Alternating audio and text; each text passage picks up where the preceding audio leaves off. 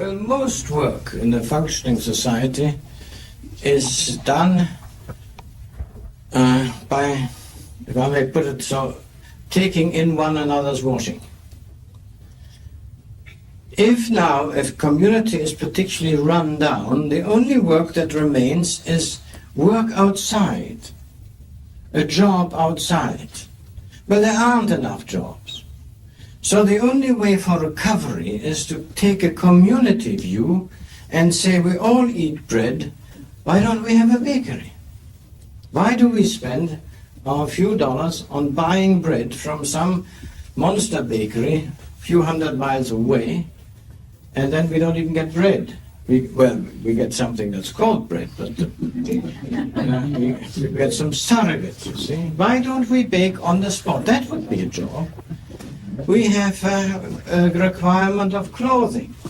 Where do we get it from? We buy it from far away. Why don't we set up some, at least, clothing manufacture in our community, etc., so you can go all the way around. Now, this would be constructive work. The only thing that would stand in the way is people saying, that would be uneconomic. Well, what is economic? What is uneconomic? Well, of course, it has to compete. Maybe without some community consciousness, namely that it is better to keep people alive in the community, maybe without that it can't be done. But what I would say is if we apply our mind to it, we can have small-scale bakeries, small-scale this, that, and the other, totally competitive.